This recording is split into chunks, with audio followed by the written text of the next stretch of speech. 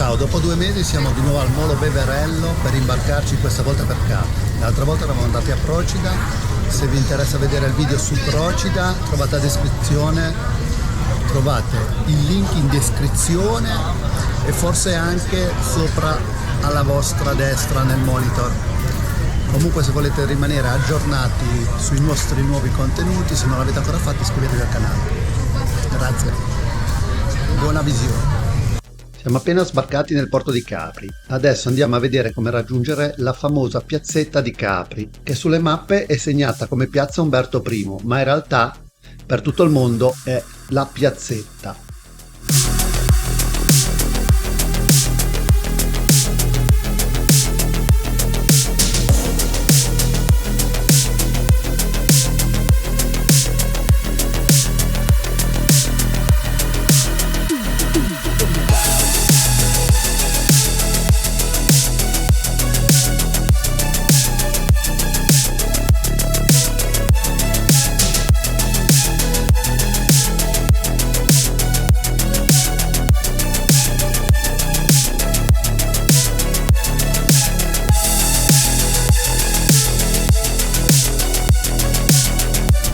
Alla fine abbiamo optato a salire a piedi perché c'era troppa coda dalla biglietteria da funicolare e non è il motivo perché siamo liguri e siamo tirchi, perché abbiamo fatto 2 calcoli che facevamo prima venire su a piedi. Ok, continuiamo a salire, va. Faccia bene che fa frescolino. Beh, tramite delle scalinate si riesce a tagliare un po' la strada, diciamo in 20 minuti, prendersela con calma, arrivi in cima. Però non si suda, no, non si suda, vedi, io mi sono girato il cappello che non ce la facevo più. Vabbè dai, siamo quasi arrivati, vivi! Qui siamo arrivati in piazza Diaz, dove ci potete arrivare anche con la funicolare e siete proprio di fianco alla piazzetta. Devo dire che il panorama che si vede è spettacolare e a me personalmente ha distolto l'interesse dalla piazzetta. Questo è il campanile di Capri, che c'era già prima che la piazzetta diventasse il salone del mondo ed era solo un quadrato di terra riservato al mercato del pesce.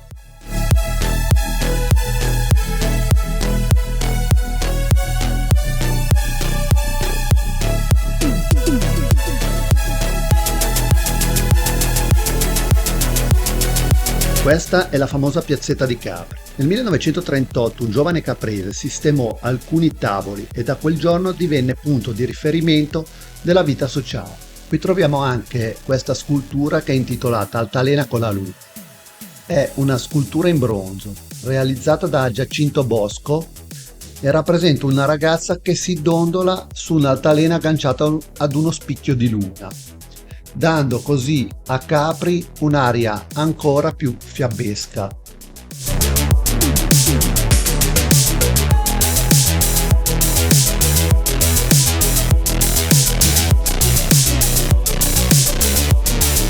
Questa è la chiesa di Santo Stefano ed è la chiesa più grande di Capri.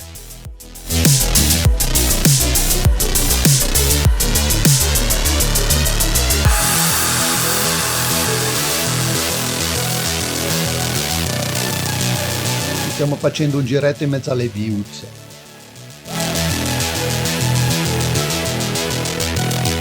Se non l'hai ancora fatto, iscriviti al canale, a te non costa nulla, per noi è una grossa spinta morale per continuare a pubblicare nuovi video.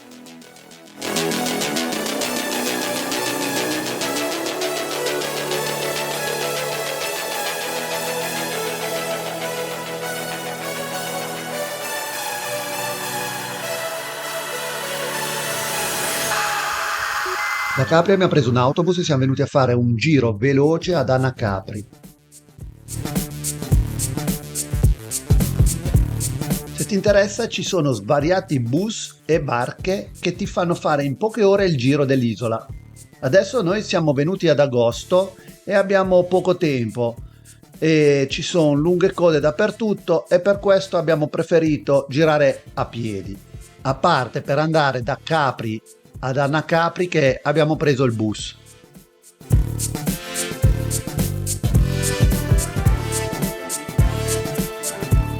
Questa è la Casa Rossa. È stata costruita tra il 1876 e il 1899 da un ricco colonnello di New Orleans.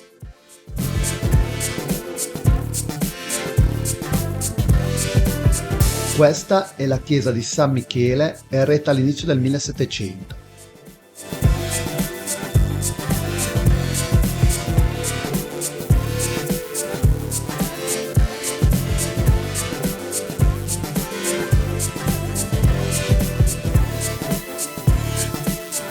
Mentre questa è la chiesa di Santa Sofia e la sua costruzione è iniziata nel 1595 e terminata nel 1642.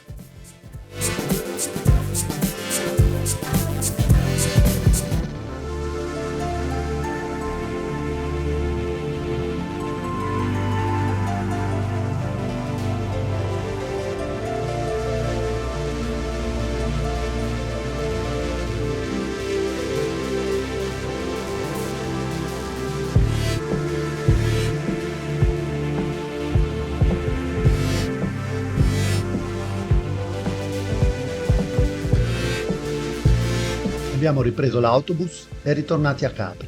Adesso andiamo verso il Parco Augusto, da dove possiamo ammirare i famosi faraglioni di Capri. Comunque ci sono altri 4 posti da dove poterli vedere. Uno è naturalmente dal mare, che sicuramente è il modo più emozionante per ammirarli. Il secondo posto da vederli è dal Belvedere Tragara e dista 15 minuti a piedi dalla piazzetta di Capri. Il terzo posto è dal Belvedere del Pizzolungo. Per arrivarci bisogna arrivare al Belvedere Tragara e da lì si prosegue. Sono consigliate scarpe da ginnastica perché in alcuni punti la strada diventa un sentiero. Il quarto posto è dal Monte Solaro e per arrivarci bisogna prendere la seggiovia da Annacapri.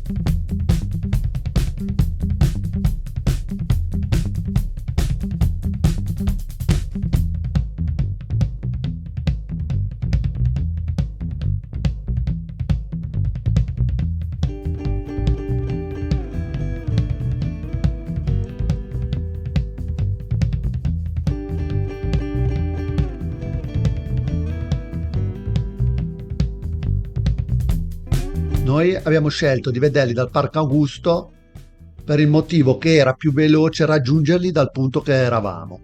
Per entrare bisogna pagare un biglietto, noi in 2 abbiamo speso 3 euro. Il prezzo mi ha fatto commuovere, per questa volta il conto corrente è salvo.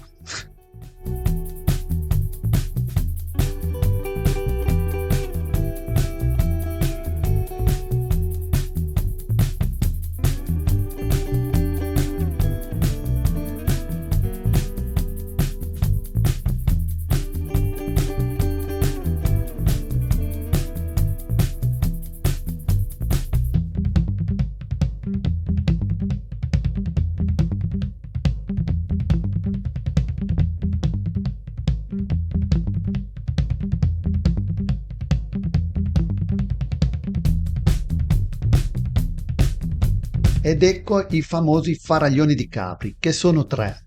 Quello di terra ancora collegato alla terra ferma è alto 110 metri. Quello di mezzo ha una galleria naturale di 60 metri di lunghezza ed è alto 80 metri. E quello di fuori è alto 104 metri ed è dimora della rara lucertola azzurra.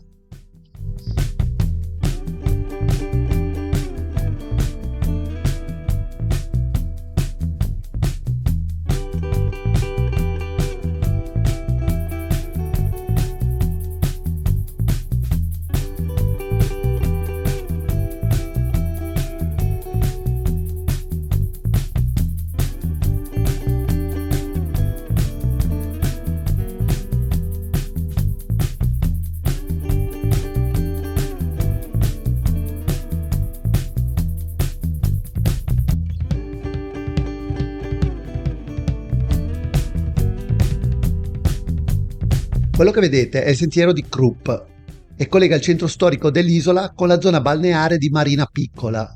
A causa della sovente caduta di massi, questo sentiero anche per lunghi periodi viene chiuso.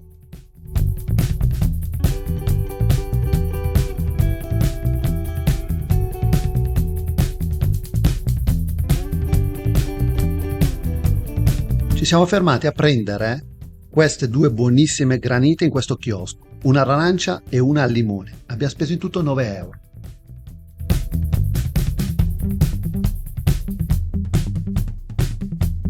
Qui siamo di nuovo dalla terrazza panoramica vicino alla piazzetta e ci prestiamo a tornare verso il porto turistico di Capri, da dove dobbiamo prendere il traghetto per rientrare a Napoli.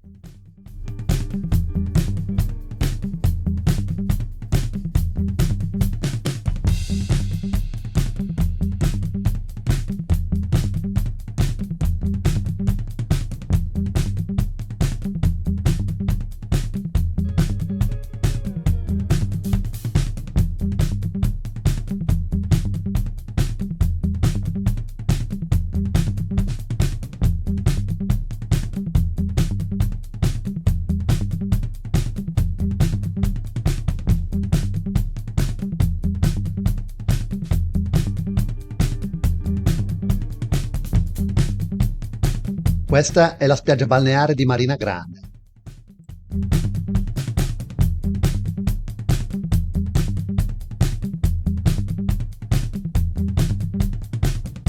Abbiamo completato il nostro pranzo abbondante con una mini caprese al cioccolato e una mini caprese al limone. Buonissime entrambe, ma quella al limone era una bomba.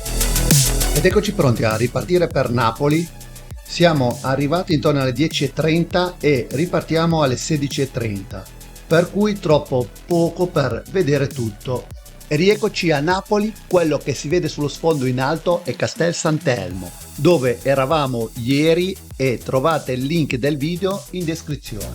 Siamo venuti a mangiare naturalmente ai Quartieri Spagnoli, nella trattoria Quartieri Spagnoli, e sicuramente mangiamo un po' di più che a pranzo. Adesso ci mangiamo friarielli, bruschette, arancini e poi io li chiamo panzarotti, ma c'è chi li chiama crocchè di patate. Chiamateli un po' come volete, ma comunque sono sempre buonissimi. Poi una bella mozzarella, la genovese, che sarebbe la pasta condita con carne di manzo cotta per qualche ora, e cipolla.